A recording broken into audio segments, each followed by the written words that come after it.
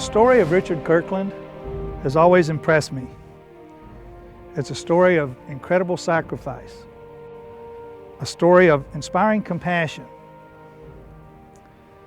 Kirkland's decision-making during this moment in history is a timeless example for how to live, even today. For there were a lot of famous men on the battlefield that cold, fateful day in December. Richard Kirkland, however, was not one of them.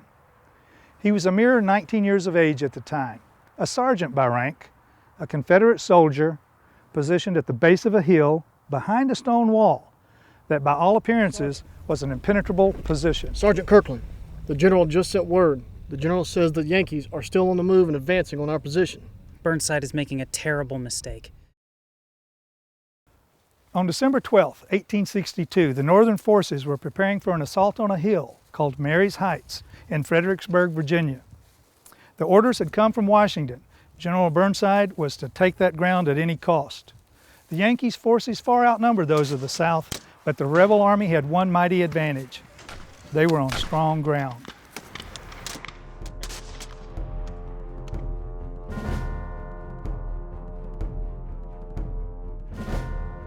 The Union soldiers were forced to run several hundred yards of unprotected expanse just to get within distance to attack the Confederate position behind that stone wall. Rebel cannons on top of the hill would meanwhile be free to ravage the Northern units with continuous rounds of canister shots.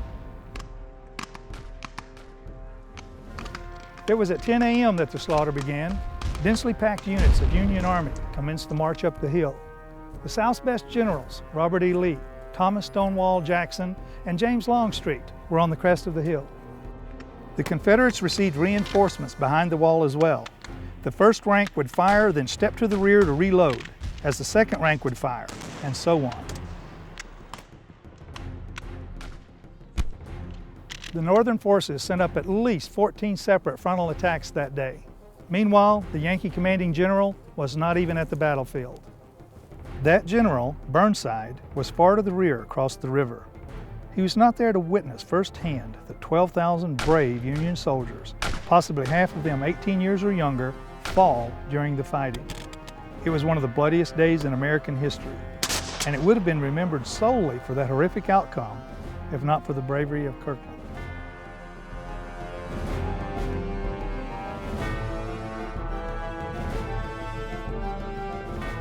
As the sun set on the battlefield that night, thousands of dying Union soldiers lay in the dirt and mud.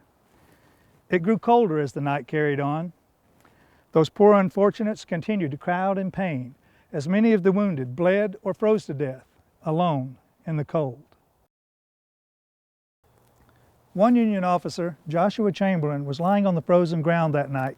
He later described the sounds he heard in the darkness. Out of the silence of the battle's crash and roar rises new sounds, more appalling still. Rose or fell, you know not which, or whether from the earth or air, a strange ventriloquism of which you cannot locate the source.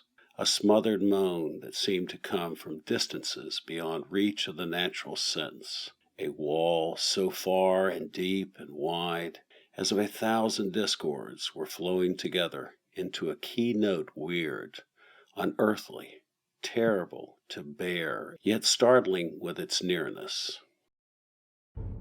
And from that protected stone wall, Richard Kirkland and the Union forces heard it all as well. They prayed for an end to the battle.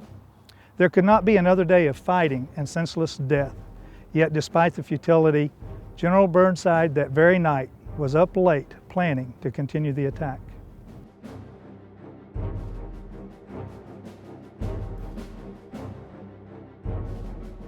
The next morning, Kirkland and his unit prepared for the coming onslaught.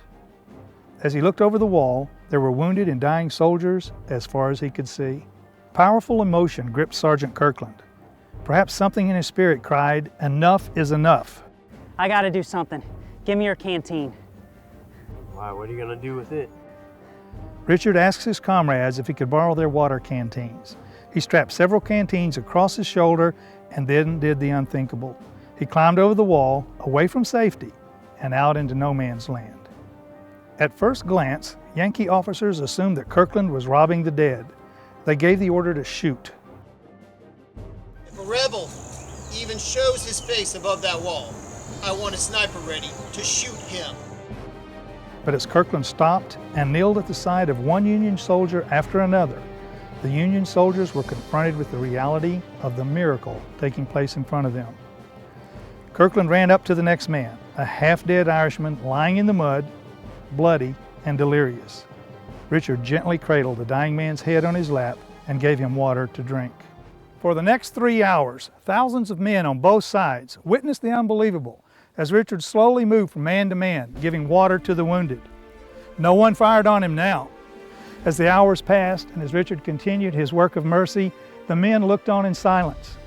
Some felt that same compassion. Others likely felt shame.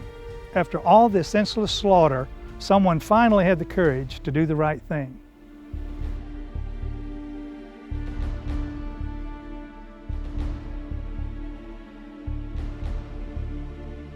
What effect Richard's act had on the generals of both armies, we can only guess. The one thing we know for sure is that the Union generals did not order another attack. In fact, they gathered their remaining men and withdrew from the battlefield.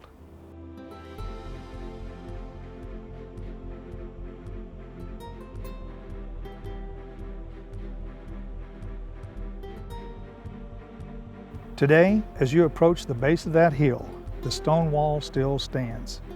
Now there's a bronze statue of a 19-year-old there, Sergeant Richard Kirkland, or as he forever became known after that heroic day, to both Southerners and Northerners alike, the Angel of Marye's Heights.